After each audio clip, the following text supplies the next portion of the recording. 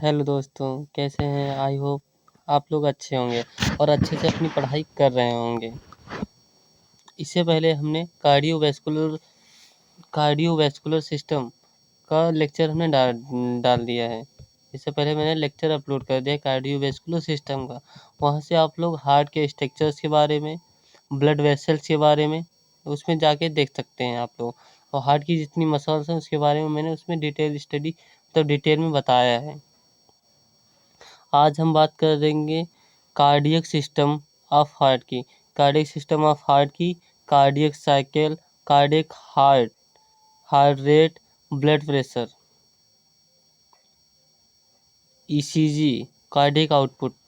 आज के लेक्चर में इतनी चीज़ें हम बताएंगे आपको। कार्डियक सिस्टम ऑफ हार्ट की अगर बात करें, कार्डियक सिस्टम ऑफ हार्ट की अगर बात करते हैं तो हार्ट जो होता है एक मायोजेनिक ऑर्गन होता है। मायोजेनिक का मीन्स ये होता है कि हार्ट अपने आप मतलब खुद इम्पल्स को जनरेट करता है। अपने लिए जो है सिग्नल मिले या ना मिले, ब्रेन से सिग्नल मिले या ना मिले, वो अपने आप से मतलब हार्ट बीट को जनरेट करता है। हार्ट बीट को जो है हार्ट खुद जनरेट करता है अपनी मसल के थ्रू। हार्ट मसल के थ्रू जो है हार्ट बीट जनरेट होती है। हार्ट की नर्व सप्लाई की अगर बात करते हैं तो हार्ट की अगर नर्व सप्लाई कट भी हो जाती है, हार्ट की नर्व सप्लाई अगर कट भी हो जाए तब भी हार्ट बीट जो है रुकेगी नहीं। हार्ट बीट जो होती है हार्ट मसल्स के द्वारा हार्ट बीट और rhythmic contractions and relaxation maintain करते हैं। जो हार्ट मसल्स होती हैं वो हार्ट बीट्स को, रिदमिक कॉन्ट्रैक्शंस एंड रिलैक्सेशन को मेंटेन करती हैं।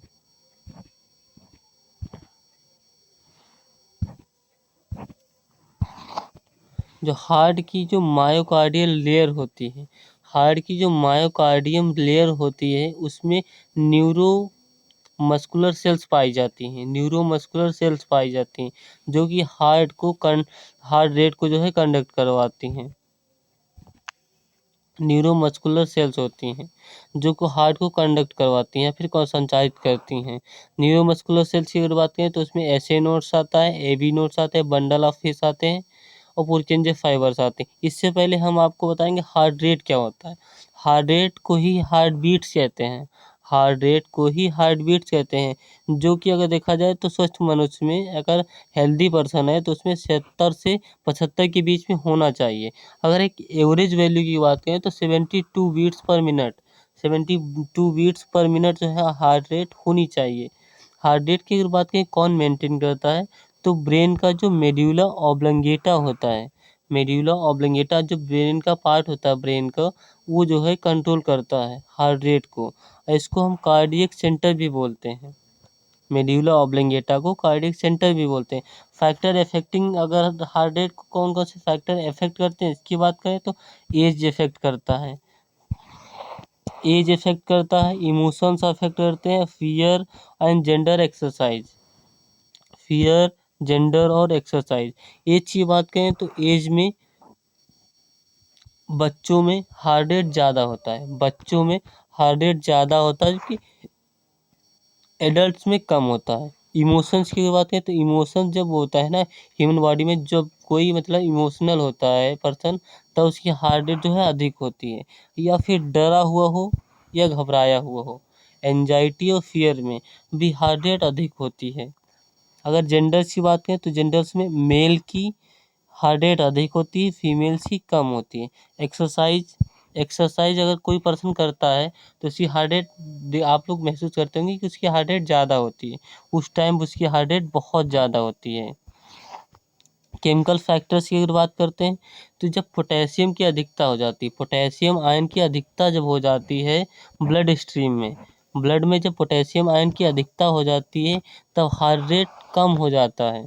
जब ब्लड में पोटेशियम आयन की अधिकता हो जाती है तो हार्ट रेट कम हो जाता है। लेकिन अगर कैल्शियम उसी जगह पे ब्लड में कैल्शियम की अधिकता हो जाए, ब्लड में जो है कैल्शियम इंक्रीज हो जाए तब जो है हार्ट रेट बढ़ जाता है। अभी आपको बताया था मैंने न्यूरोमस्कुलर सेल्स के बारे में, तो इसमें जो होती है एसए नोड्स होता है, sino arterial nodes, AV nodes, sino ventricular nodes, AV bundles, AV bundles, आर्टियो वेंट्रिकुलर बंडल्स, इसको हम बोलते हैं आर्टियो वेंट्रिकुलर बंडल्स को बंडल ऑफ हिस वो बोलते हैं। Purkinje fibres. तो सबसे पहले आपको हम बताएंगे एसे नोड्स क्या होता है।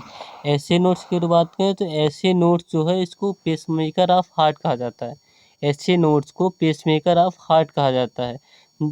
ऐसे नोड जो है मैक्सिमम हार्ट बीट को जनरेट करता है। ऐसे नोड जो है मैक्सिमम हार्ट बीट को जनरेट करता है। ऐसे नोड जो होता है मैक्सिमम हार्ट बीट को तो जनरेट ही करता है, उसके साथ में जो इलेक्ट्रिकल इम्पल्स होता है, सबसे पहले अगर हार्ट में इलेक्ट्रिकल इम्पल्स जो है जनरेट होते हैं तो ऐसे नोड्स में होते हैं। सबसे पहले जो है इलेक्ट्रिकल इम्पल्स जो होते हैं ऐसे नोड्स में ही जनरेट होते हैं, जो कि बोथ आर्टरियम, दोनों आर्टरियम को, राइट आर्टरियम और लेफ्ट आर्टरियम को कॉन्ट्रैक्शन करवाने में मदद करते हैं। लोकेशन की अगर बात करें ऐसे नोड्स कहाँ पे लोकेटेड होता है तो राइट आर्टरियम जो होता है, अभी आपको हम लोकेशन भी दिखाएंगे हार्ट में। जो राइट आर्टरियम होता है उसके अपर कॉर्नर पे पाया जाता है, जहाँ पे सुपेरियर वेना कावा जो है ओपन होती है। सुपेरियर वेना कावा जहाँ पे ओपन होती है राइट आर्टरियम में, वहाँ पे जो है ऐसे नोड्स प्रेजेंट होता है। ऐसे नोड्स जो इलेक्ट्रिकल इम्पल्स होते हैं वो दोनों आर्टरियम में जाते हैं, जिससे दोनों आर्टरियम जो है कॉन्ट्रैक्ट करते हैं, और ऐसे नोड्स से ही जो इम्पल्स होते हैं एवी नोड्स को जाती है, एवी नोड्स को, आर्टियो वेंट्रिकुलर नोड्स को। इसको हम पेस सेटर भी बोलते हैं। एवी नोड्स को पेस सेटर ऑफ हार्ट भी बोलते हैं इसको, पेस सेटर ऑफ हार्ट। इसकी लोकेशन की बात करें तो एवी नोड्स की जो आर्टरी, दोनों दो आर्टरियम होते हैं ना, left atrium right atrium, left और राइट आर्टरियम के जो बीच में स्पेस होता है, सेप्टम होता है, उस पे जो है एवी नोड्स पाए जाते हैं। एवी नोड्स की बात करें तो एवी नोड्स जो है ऐसे नोड्स से इलेक्ट्रिकल इम्पल्स लेकर बंडल ऑफ हिस को देते हैं। एवी नोड्स जो है ऐसे नोड से इलेक्ट्रिकल इम्पल्स लेते हैं, क्योंकि ऐसे नोड जनरेट करता है सबसे पहले, तो उसको एवी नोड्स को देते हैं ऐसे नोड्स, उससे जो है bundle of his electrical impulse होता है। फिर पुरकिंजे फाइबर, बंडल ऑफ हिस जो होता है राइट और लेफ्ट बंडल ऑफ हिस में बटा हुआ होता है, उसके पास पुरकिंजे फाइबर के पास जाता है। पुरकिंजे फाइबर दोनों वेंट्रिकल्स को न इलेक्ट्रिकल इम्पल्स पहुंचाता है, जिससे वो दोनों वेंट्रिकल जो है संकुचित होते हैं, कॉन्ट्रैक्ट होते हैं। फिर बंडल ऑफ हिस की अगर बात करें तो बंडल ऑफ हिस जो होते हैं इसको हम आर्टियो वेंट्रिकुलर बंडल्स भी बोलते हैं, आर्टियो वेंट्रिकुलर बंडल्स भी बोलते हैं बंडल ऑफ हिस को। तो बंडल ऑफ हिस की शुरुआत जो है एवी नोड से होती है, एवी नोड से जो है बंडल ऑफ हिस, क्योंकि एवी नोड जो होता है एविस आर्ट्रियस सेप्टम जो होता है उस पे पाया जाता है, वहाँ से बंडल ऑफ हिस की शुरुआत हो जाती है, जो कि राइट और लेफ्ट बंडल्स में ब्रांचेस में डिवाइड हो जाता है।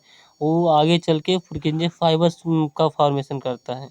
पुरकिंजे फाइबर्स की अगर बात करें, पुरकिंजे फाइबर्स तो ये बंडल ऑफ हिस से ओरिजिनेट होते हैं। पुरकिंजे फाइबर जो है बनते हैं आगे चल जाके, और वो पुरकिंजे फाइबर जो होता है मेन फंक्शन इसका होता है वेंट्रिकल्स को, दोनों वेंट्रिकल्स को नर इलेक्ट्रिकल इम्पल्स देना, इलेक्ट्रिकल इम्पल्स पहुंचाना, जिससे दोनों वेंट्रिकल जो है कॉन्ट्रैक्ट हो सकें।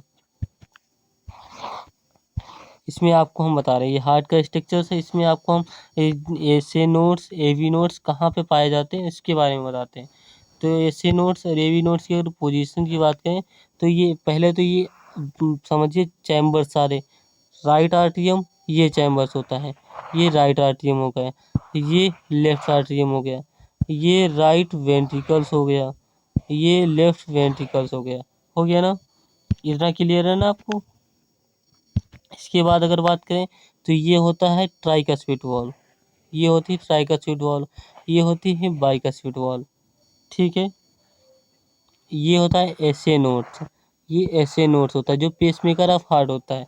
ऐसे नोड देखो ये जहाँ पे सुपेरियर वेना कावा आती है ओपन होती है, यहीं आर्टरियम के लेफ्ट को मतलब अपर कॉर्नर पे, यहीं पे एवी नोड ऐसे नोड्स पाया जाता है। फिर ये होता है एवी नोड्स, एवी नोड्स जो सेप्टम होता है सेप्टम के पास होता है, ये जिसके लिए इसकी पोजीशन बोलते हैं दोनों आर्टरियम के बीच सेप्टम पे पाया जाता है। एवी नोड्स को पेज सेटर कहा जाता है। फिर ये एवी नोड से ही ये आई हैं ब्रांचेस, इनको बोलते हैं बंडल ऑफ हिस, जो कि राइट में लेफ्ट में और ये राइट में बढ़ जाती हैं। ये जो थी राइट बंडल ऑफ ब्रांचेस हो गई, लेफ्ट बंडल ब्रांचेस हो गई, जो कि आगे चल के पुरकिंजे फाइबर्स का निर्माण करती हैं।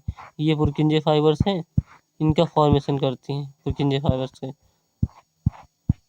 अगर बात करें इसके बाद हम कैसे जो है नर्व इम्पल्स जो है पहुंचती हैं, तो इसमें यहाँ से ओरिजिनेट हुई, ऐसे नोड से ओरिजिनेट हुई, फिर ये आर्टरियम से, ऐसे नोड जो होता है दोनों आर्टरियम को देता है और एवी नोड्स को देता है। ये एवी नोड्स पे आ गई, नर्व इम्पल्स एवी नोड्स पे आई, एवी नोड्स से ये बंडल ऑफ हिस में आई, फिर बंडल ऑफ हिस से पुरकिंजे फाइबर्स में, बंडल ऑफ हिस से पुरकिंजे फाइबर, जो कि वे दोनों वेंट्रिकल्स, ये वेंट्रिकल्स राइट वेंट्रिकल्स को और लेफ्ट वेंट्रिकल्स को, ये पुरकिंजे फाइबर जो है इलेक्ट्रिकल इम्पल्स देते हैं, जिससे ये कॉन्ट्रैक्ट करता है, कॉन्ट्रैक्ट और रिलैक्स करता है। आपको क्लियर हो गया यहाँ तक? अगर कोई डाउट रहता है तो आप प्लीज़ आप लोग मैसेज कमेंट किया करिए, जिससे हमको पता चले कि क्या डाउट आपका है। तो हम मैसेज पे अगर कंफर्म करने वाला हो तो उसी पे हम कमेंट कर देंगे, नहीं तो हम अगले वीडियो में आपकी कमेंट के बारे में अच्छे से बताएंगे जो आपको डाउट होगा। अगर इसके फ़्लो की बात करें, इलेक्ट्रिकल इम्पल्स के फ़्लो की अगर बात करते हैं, इलेक्ट्रिकल इम्पल्स के फ़्लो, तो ऐसे नोड से एवी नोड्स, एवी नोड से बंडल ऑफ हिस, ऐसे नोड से एवी नोड्स, एवी नोड से बंडल ऑफ हिस, और बंडल ऑफ हिस से पुरकिंजे फाइबर, पुरकिंजे फाइबर से बोथ वेंट्रिकल्स में, और ऐसे नोड से तो आर्टरी में जाते हैं। फिर कार्डियक साइकिल की अगर बात करें, तो कार्डियक साइकिल जो होती है,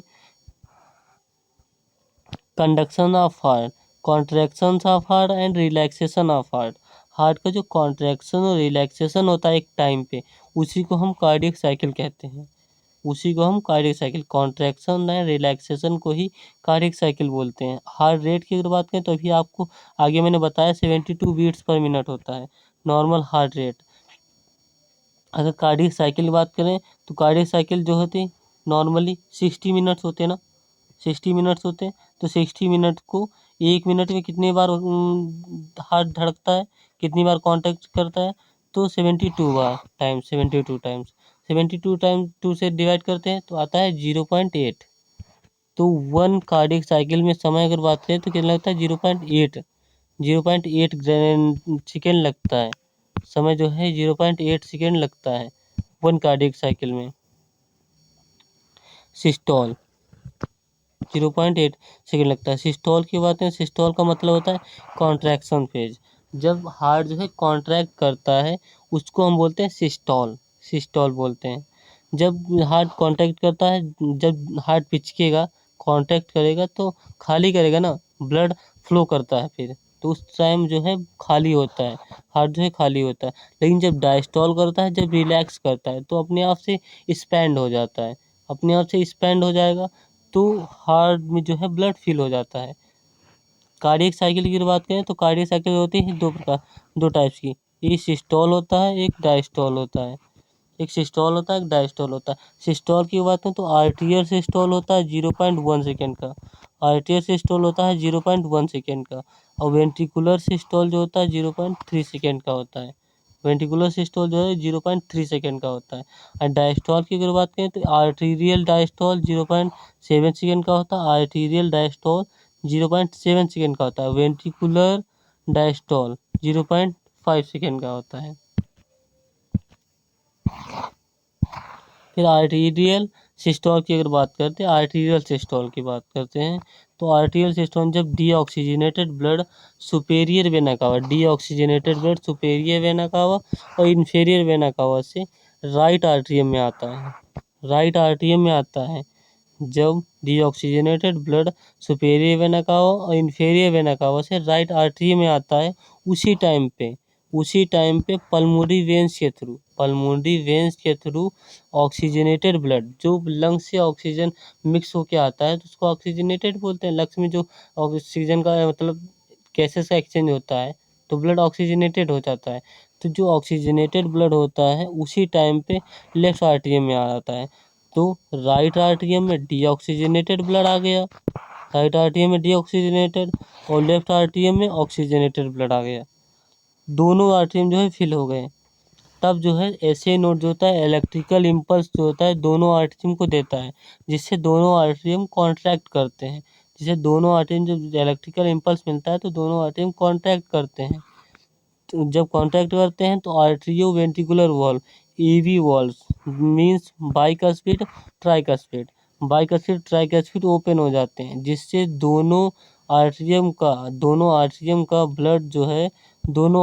ब्लड वेंट्रिकल्स में चला जाता है और यही आर्टीरियल सिस्टोल यहीं पे समाप्त हो जाता है, जो कि 0.1 सेकेंड का समय लेता है 0.1 सेकेंड का समय लेता है।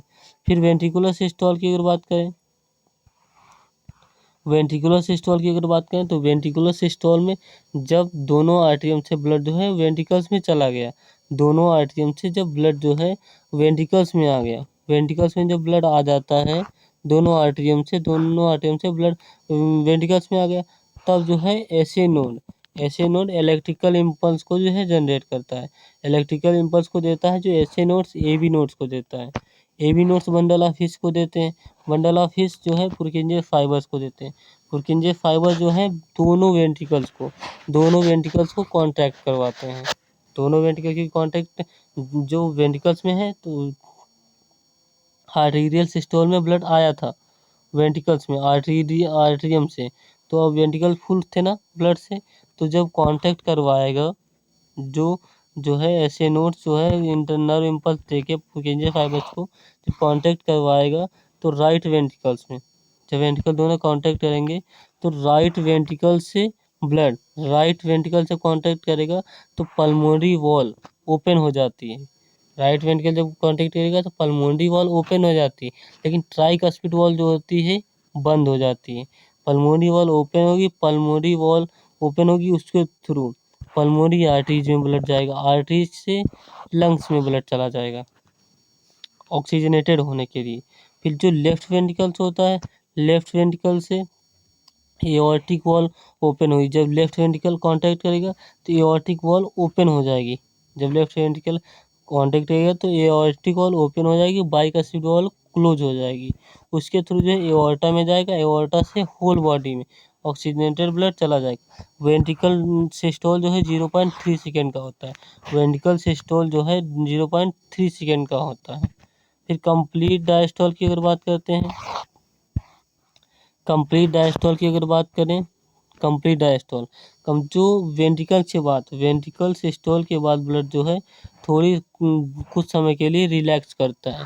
वेंट्रिकल सिस्टोल के बाद हार्ट जो है कुछ समय के लिए रिलैक्स करता है, इसी को हम रिलैक्सेशन फेज बोलते हैं या फिर जॉइंट डायस्टोल बोलते हैं।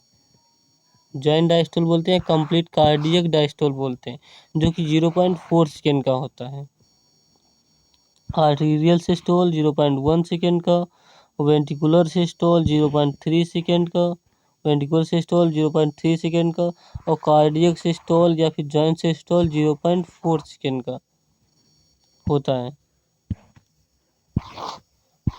आई होप आप लोगों को कार्डियक साइकिल अच्छे से समझ आई होगी। इसके बाद हम बात करें साउंड।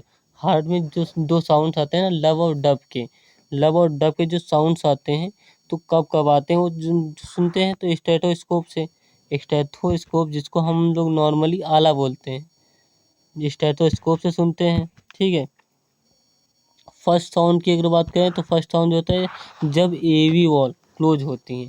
एवी वॉल मतलब आर्टरियो वेंट्रिकुलर वॉल, जब बाइकस्पिड ट्राइकस्पिड क्लोज होती है।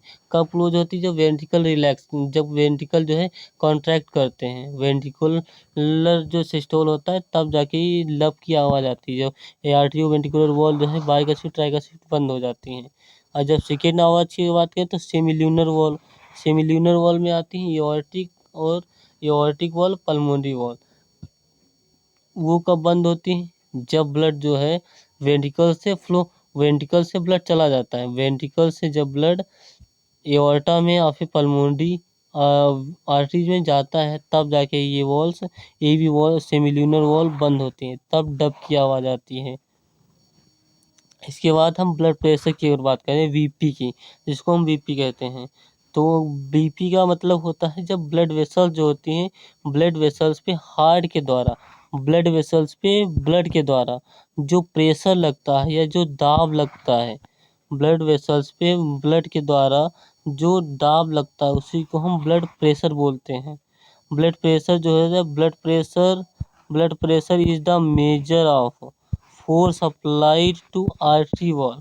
वही मैंने आपको बताया ऊपर कि जो ब्लड वेसल्स में जो वॉल्स होती हैं ब्लड वेसल्स में, उस पर जो ब्लड का दबाव लगता है, ब्लड का दाब लगता है, उसी को जो है हम ब्लड प्रेशर बोलते हैं। इसको हम स्फेग्नोमैनोमीटर से मेजर करते हैं, स्फेग्नोमैनोमीटर से मेजर करते हैं इसको, स्फेग्नोमैनोमीटर से। इस बीपी जो नापते हैं ना स्फेग्नोमैनोमीटर से।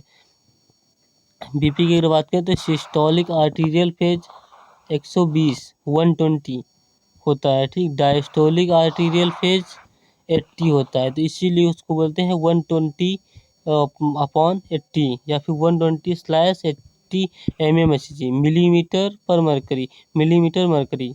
कार्डिक आउटपुट की अगर बात करें, कार्डिक आउटपुट मतलब होता है कितना हार्ट जो है ब्लड पंप करता है, कितना हार्ट ब्लड को पंप करता है, उसी को हम बोलते हैं कार्डिक आउटपुट।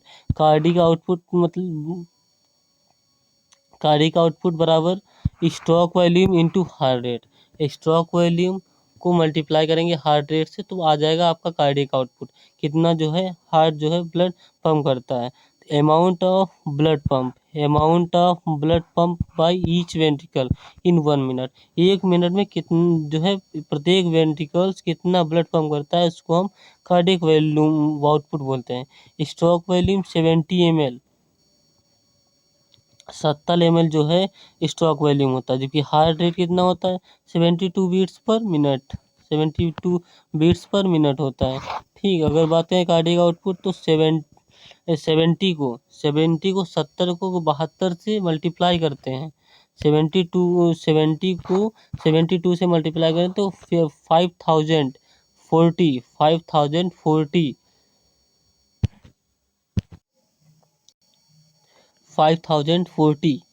ml पर मिनट आएगा, अप्रॉक्स 5 लीटर पर मिनट। तो अगर बात करें कार्डिक आउटपुट तो पर्सन टू पर्सन वेरी करता है। जैसे एथलीट हुआ, एथलीट का कार्डिक आउटपुट अधिक होता है, एथलीट जो मतलब खिलाड़ी होते हैं उनका कार्डिक आउटपुट अधिक होता है। बात करें डिस्ट्रीब्यूशन ऑफ हार्ट ब्लड की, मतलब ब्लड जो है कि कौन सा ऑर्गन कितना ब्लड कार्डियक आउटपुट का लेता है, कितना परसेंट ब्लड कार्डियक आउटपुट का लेता है। तो अगर बात करें डाइजेस्टिव सिस्टम और लीवर की तो 25 से 30%, 25 to 30% ब्लड जो है लेते हैं। किडनी 20%, हार्ट मसल्स 10%, 10%, और किडनी 20% या 20%। ब्रेन जो होता है 15 से 20%, मतलब 15 to 20%। फिर अगर बात करें इसके बाद कार्डियक का इलेक्ट्रोकार्डियोग्राफ या इलेक्ट्रोकार्डियोग्राम ईसीजी की, ईसीजी जो होता है ईसीजी का फॉर्म होता है इलेक्ट्रोकार्डियोग्राम या इलेक्ट्रोकार्डियोग्राफ। इलेक्ट्रोकार्डियोग्राम जो होता है डिवाइस होती है, इलेक्ट्रोकार्डियोग्राम जो होती है डिवाइस होती है, इलेक्ट्रोकार्डियोग्राम जो है डिवाइस होती है जिससे हम हार्ट की नॉर्मल नॉर्मल क्या मतलब नॉर्मल का अगर बीट हार्ट बीट है उसके बारे में देखते हैं, हार्ट कैसे नॉर्मल काम करता है, अगर कोई एबनॉर्मलिटी होती है तो उसको भी देखते हैं ईसीजी से, ठीक। तो जो इलेक्ट्रोकार्डियोग्राफ होता है वो डिवाइस होती है जिससे हम हार्ट की एक्टिविटीज़ को रिकॉर्ड करते हैं, हार्ट की एक्टिविटीज़ को रिकॉर्ड करते हैं। लेकिन जो इलेक्ट्रोकार्डियोग्राम होता है और ग्राफिकल रिप्रेजेंटेशन होता है जिसको हम लोग रिपोर्ट बोलते हैं, जो एक A4 पे प्रिंट करके रिपोर्ट देते हैं ना, वो होती है इलेक्ट्रोकार्डियोग्राम। इलेक्ट्रोकार्डियोग्राफ होते हैं डिवाइस होती है जिससे हम मेजर करते हैं। स्टैंडर्ड ईसीजी में लगाते हैं तो 3 लीड्स होती हैं, 2 लीड्स जो होती हैं बोथ हैंड की रिस्ट पे लगाते हैं, हाथ की रिस्ट पे लगाते हैं, एक लीड जो होती है लेफ्ट एंकल पे लगाते हैं। अगर डिटेल स्टडी करनी है ईसीजी में डिटेल स्टडी तो 12 लीड्स जो है लगाते हैं, और इसमें 3 टाइप्स की वेव निकल होती हैं। अगर देखा होगा ना आपने 3 टाइप्स की इसमें जो है वेव्स होती हैं, पी वेव्स होती है, क्यू वेव्स होती हैं, P waves, Q R S waves और टी वेव्स। जो ये होती है ये पी वेव्स होती हैं, ये जो होती है पी वेव्स होती हैं। फिर ये क्यू आर एस वेव्स होती हैं, ये टी वेव्स होती हैं। अगर बात करें पी वेव्स क्या रिप्रेजेंट करती हैं, अगर ये भी तो आपको पता होना चाहिए कि पी वेव्स जो है क्या रिप्रेजेंट करते हैं। तो पी वेव्स जो होते हैं रिप्रेजेंट डीपोलराइजेशन ऑफ आर्ट्रियम को जो है, आर्ट्रियम का जो डीपोलराइजेशन होता है उसको रिप्रेजेंट करती हैं। और क्यूआरएस जो होता है कॉम्प्लेक्स, वो डीपोलराइजेशन ऑफ वेंट्रिकल्स है, डीपोलराइजेशन ऑफ वेंट्रिकल्स को बताती है, मतलब कॉन्ट्रैक्शन। जो पीवीएस होता है वो आर्ट्रियम का कॉन्ट्रैक्शन बताता है, और जो क्यूआरएस वेव्स होती हैं जो वेंट्रिकल्स का डीपोलराइजेशन कॉन्ट्रैक्शन बताती हैं। और टीवीएस होता है repolarisation of ventricles, repolarisation of ventricles के बारे में बताती हैं।